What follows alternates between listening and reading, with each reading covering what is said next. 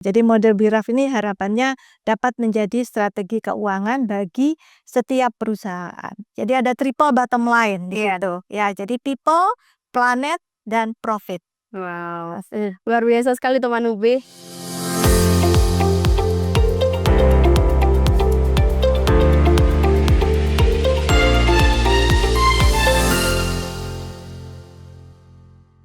Halo teman UB, kembali lagi di Bonsai on Podcast. Obrolan kali ini kita akan membahas mengenai topik yang sangat luar biasa dan juga akan ditemani oleh sosok yang sangat inspiratif dan juga menjadi sosok akademisi. Nah, di sisi kali ini senang sekali rasanya saya Mayang Ayunani dibersamai oleh Profesor Risna Wijayanti, Sarjana Ekonomi, Magister Management, PhD. Langsung saja kita sambut. Selamat datang, Profesor. Terima kasih. Apa kabarnya, Prof? Alhamdulillah baik. Wah, luar biasa. Kira-kira perjalanannya tadi ke sini lancarkah atau bagaimana? Ya, alhamdulillah lancar. Lancar ya? Tidak ada macet. Oh, alhamdulillah jika begitu. Ya. Langsung saja Prof bisa memperkenalkan dirinya dan juga beberapa latar belakang terkait pendidikannya supaya teman-teman UB menjadi lebih dekat juga dengan profesor seperti itu. Baik, terima kasih. Saya selama ini bekerja sebagai dosen di Fakultas Ekonomi dan Bisnis Universitas Brawijaya dan cukup lama ya karena saya baru lulus S1, baru diumumkan begitu ya. Waktu itu yudisium Iya. diminta oleh ketua jurusan saya dulu ya untuk menjadi pengajar. Zaman dulu S1 masih bisa gitu waktu itu ya. Berarti sudah lama sekali ya, Pak? Lama sekali, tahun 1986. Wow, itu Ya, belum lahir, Prof. iya, dan kemudian saya mengambil S3, pendidikan saya terakhir itu adalah di University Science Malaysia. Oh. Ya, gitu. Dan kemudian saya mengambil bidang keilmuan waktu itu adalah di corporate finance.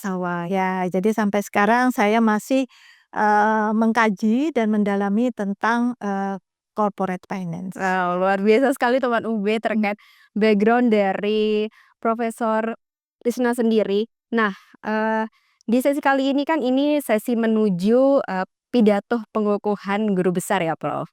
Nah, apa sih kira-kira konsep yang akan Profesor bawa untuk nantinya dapat menyampaikan pidatonya seperti itu?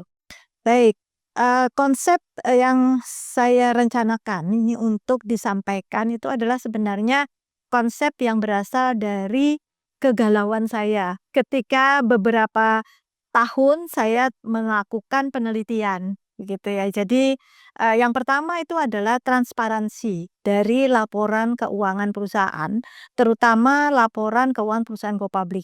Oh iya. Nah ini, sehingga saya menginginkan bahwa investor itu dapat memperoleh informasi yang lebih akurat, begitu. Karena selama ini beberapa, informasi yang didapat oleh investor di laporan tahunan itu kadang-kadang tanpa, substansi strategis, begitu ya, melihatnya sehingga investor tidak tahu apakah ini benar-benar dilaksanakan atau tidak. Nah, sehingga inilah saya mencoba untuk, mengemukakan model yang bisa mengintegrasikan antara informasi yang disampaikan dengan praktek yang benar-benar dilaksanakan oleh perusahaan. Sehingga ada indikatornya begitu. Dalam model ini diharapkan bisa seperti itu. Nah, untuk judulnya sendiri nih, Prof. Apa sih judul yang nantinya akan Prof bawa gitu?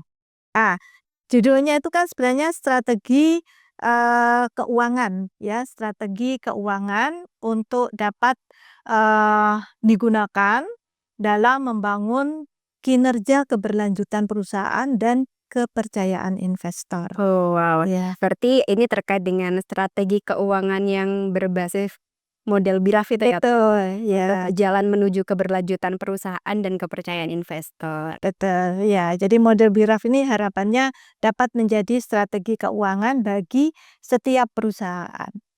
Nah, dari judul tersebut pasti ada kata BIRAF nih, Prof. Nah, itu BIRAF itu diambil dari poin-poin apa sih Prof dan juga urgensinya mengapa Prof akhirnya mengambil hal tersebut? Ya, yang pertama tadi kan karena, transparansi yang belum bersifat holistik sehingga saya membuat BIRAF itu kan singkatan dari Business Integrated Financial Model. Oh. Ya, tetapi sebenarnya ada 3 makna di situ.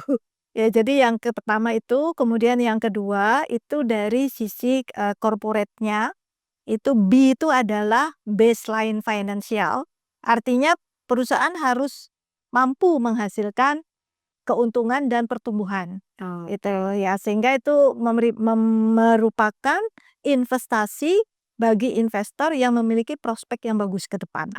Nah, yang kedua itu adalah I, Iya. integrated risk return, ya. Integrated risk return itu berarti perusahaan selain tadi tujuannya mendapatkan baseline finansial, dia juga harus mempertimbangkan risikonya, gitu. Termasuk tadi pada, ESG, ya. Jadi kelestarian lingkungan alam, kesejahteraan sosial masyarakat, dan, tata kelola yang baik, begitu. Itu yang I. Kemudian yang R itu adalah, resilience, ya. Jadi resilience itu bahwa perusahaan harus mampu bertahan ketika terjadi pergolakan atau perubahan kondisi lingkungan. Misalnya seperti Covid kemarin, ya, perubahan politik, begitu. Nah, sehingga dia harus mampu untuk bisa memenuhi kebutuhan dari sisi pembiayaan modal maupun dari sisi mengkaji atau menggali pertumbuhan perusahaan, untuk menghasilkan pertumbuhan perusahaan. Yang A, ya, dari A itu adalah accountability dan assurance. Ini yang memberikan, jaminan kepada masyarakat, ya, terutama ini perusahaan terbuka ya, Betul. yang informasinya harus diungkapkan, bahwa informasi yang diungkapkan itu benar-benar hasil dari akuntabilitas dan assurance perusahaan. Nah, ini terkait dengan tata kelola biasanya. Ya, di sini bagaimana pihak tata kelola meyakinkan bahwa, perusahaan benar-benar beroperasi sesuai dengan kepentingan para pemegang saham atau masyarakat. Dan yang terakhir, F itu adalah forward guidance, bahwa perusahaan akan betul-betul transparan dalam menginformasikan setiap aktivitas bisnisnya dan, keterkaitannya dengan kesesuaian aktivitas bisnisnya dengan keberlanjutan, perusahaan. Jadi ada triple bottom line di Iya. situ. Ya, jadi people, planet, dan profit. Wow, luar biasa sekali teman UB. Itulah, kata di balik dari BIRAF sendiri terdapat 5 aspek yang sangat luar biasa isinya dan juga maknanya ini akan sangat bermanfaat bagi, pengelolaan perusahaan juga ya, Prof? Insyaallah. Nah, lalu, dari model BIRAF sendiri itu, Prof, apa sih keunggulan dan juga kelemahannya? Oke, baik, sebenarnya kenapa BIRAF itu saya sebutkan ada sedikit keunggulan begitu ya, Iya. tetapi sebenarnya itu adalah berasal dari kelemahan model lama. Nah, jadi model lama itu Sempurna. ya, betul. Jadi model lama itu keunggulannya apa? Dia lebih sederhana, lebih mudah dipantau begitu ya, karena informasinya itu lebih ke arah, apa namanya, simbolik saja. Oh, iya. Nah, misalkan kalau saya mau meneliti proses, pengawasan dari dewan komisaris, itu seperti apa? Ya cukup dengan melihat jumlah dewan komisaris, proporsi, komisaris yang independen berapa, begitu. Nah, pada model baru ini kita mau melihat bagaimana efektivitas dari dewan komisaris itu sendiri. Nah, itu keunggulannya. Ya, jadi lebih terukur begitu, tidak simbolik gitu kan ya. Kalau ini kan simbolik saja, oh ada dewan di situ, oh ada audit internal di situ, begitu. Tapi apakah memang benar-benar efektif? Nah, itu yang belum bisa, terlihat gitu oleh para pembacanya gitu di dalam, laporan pengungkapan tadi. Kemudian juga, apa namanya, kelemahan dari model yang lama itu, agak susah dia untuk mengukur dinamika dari, perusahaan dalam mengantisipasi perubahan-perubahan bisnis gitu. Nah, sedangkan di model baru ini harapannya itu bisa menilai efektivitas. Dari mana efektivitas itu? Misalkan salah satunya poin yang saya masukkan dalam komponen model BIRAP itu adalah feedback system. Jadi perusahaan harus menyediakan channel, walaupun sekarang sudah ada ya sekretaris perusahaan itu Iya, sebagai betul. channelnya. Iya. Tapi kan, sulit ya bagi masyarakat untuk berkomunikasi secara langsung dan langsung mendapatkan Feedback gitu ya. respon atau feedback. Nah, tetapi dengan ada satu channel yang semacam kayak di website itu ya, di hotel, itu kan ada review dan Iya. sebagainya. Nah, mereka bisa memasukkan masukan-masukan ataupun, kritik-kritik terhadap perusahaan tersebut sehingga semua bisa memahami. Nah, itu jadi itu yang keunggulan dari, model yang BIRAF ini gitu, itu yang pertama. Kemudian yang kedua itu adalah, lebih menekankan kepada, kinerja keberlanjutannya gitu. Nah, jadi apakah tata kelola ini benar-benar bisa menjamin bahwa perusahaan dapat meningkatkan kinerja keberlanjutannya. Itu dari, keunggulannya dari situ. Ya, ada satu lagi yang penting juga nih bagi investor, terutama adalah penguatan legitimasi, bahwa dia harus menunjukkan konsistensi dalam, pengungkapannya dan juga dalam reputasinya. Nah, lalu harapannya nih Prof, apa kira-kira dengan adanya model BIRAF ini supaya dapat dipraktikkan secara maksimal dan juga efektif gitu? Ya, yang pertama adalah yang jelas adalah keterlibatan para pemangku kepentingan. Ini yang memang harus kita, apa namanya, harus kita perhatikan Iya. gitu ya. Kenapa? Karena, yang pertama itu adalah, eee, misalkan pada para regulator misalnya. Nah, regulator ini kan harus juga bisa menetapkan, aturan atau kewajiban dari perusahaan untuk menentukan indikator apa saja yang harus diinformasikan kepada investor. Nah, sehingga jelas begitu ya. Iya. Karena sekarang ini pengungkapan itu terbagi 2, ada yang bersifat, volunteer, ada yang bersifat compulsory atau wajib, gitu ya. Nah, wajib ini masih bersifat, belum ada substansi strategisnya belum maksimal. Nah, bukan belum ada ya, tapi belum maksimal gitu, substansi strategisnya. Sehingga ini perlu kita duduk dulu bersama dengan, para regulator ini. Jadi regulator harus punya, kesadaran juga lah gitu ya terhadap ini. Kemudian yang kedua, itu adalah pada perusahaan. Nah, perusahaannya harus juga menyadari bahwa sekarang ini tidak bisa hanya mementingkan kepada profit saja.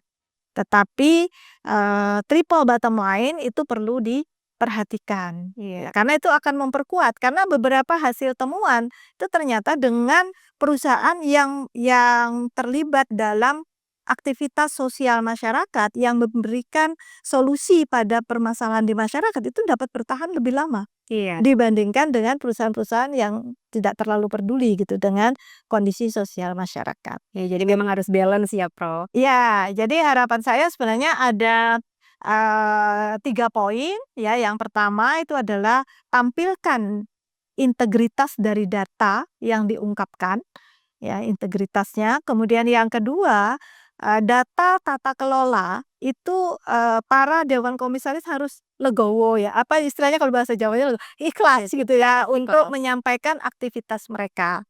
Jadi Gitu. transparansi juga Ya, Prof. transparansi. Kemudian yang ketiga, hindari greenwashing. Oh, iya. Ya, ini. Itu sangat penting ya, Prof? Iya, saat benar jangan lupa menghasilkan keuntungan. Iya, Karena profit. kelestarian lingkungan itu selalu memang dihadapkan pada pembiayaan yang cukup besar. Nah, sehingga ini perusahaan perlu melakukan inovasi-inovasi untuk bisa tetap sesuai dengan, tingkat profitabilitas yang diinginkan, kayak gitu. Heeh. Wow, luar biasa sekali ya pembahasan kali ini, Prof. Nah, itu tadi teman UB terkait model BIRAF yang sudah disampaikan oleh Prof. Risna. Dan juga di sini bahwasannya saya simpulkan harapan besar dari pengembangan model BIRAF ini supaya dapat terwujud tata kelola perusahaan yang baik ya, Prof. Yang tidak hanya meningkatkan kinerja keuangan, tetapi juga memberikan kontribusi nyata bagi keberlanjutan sosial dan juga lingkungan sesuai dengan 3 poin tadi ya, Prof. Iya, Ya. betul. Dan juga satu mungkin ya, Mbak, ya, boleh tambah satu ya? Monggo. Model BIRAF ini sebenarnya maknanya selain tadi, itu sebenarnya adalah, singkatan dari nama anak-anak dan menantu saya serta cucu saya. Sia itu adalah Hal yang luar biasa apa kira-kira? Dengan harapan Iya. keluarga saya dapat juga menerapkan kerangka konsep BIRAF ini dalam kehidupan dan aktivitas pekerjaan mereka. Wow, ternyata maknanya selain mendapatkan poin-poin yang luar biasa juga terdapat nama-nama Betul, ya, Prof? ya. Jadi satu adalah amanah, yang kedua adalah konsistensi dalam menjalankan amanah, dan yang ketiga adalah berkinerja sangat bagus. Nah, ternyata di balik itu ada makna-makna yang luar biasa yang tentu disampaikan terkait dengan kehidupan dan juga bisnis gitu. Jadi memang harus selaras ya, Prof. Ya, betul. Itu tadi teman UB pembahasan terkait model BIRAF yang sudah disampaikan oleh Prof. Risna. Sangat luar biasa dan juga sangat menyimpan banyak sekali makna, terutama dalam kehidupan juga ya. Nah, bagi teman UB yang ingin mengetahui secara detail apa yang disampaikan oleh Prof. Risna terkait model BIRAF, boleh langsung saksikan live streaming prosesi pengukuhan profesor pada tanggal 14 Oktober 2025 hanya di kanal YouTube Universitas Brawijaya. Untuk itu terima kasih Prof sudah hadir, sudah menyampaikan pendapatnya juga. Semoga prosesinya lancar dan juga diberikan kebahagiaan yang luar biasa. Amin ya Allah. Terima kasih. Terima kasih Prof. Semoga kita dapat bertemu di lain kesempatan. Insya Allah ya.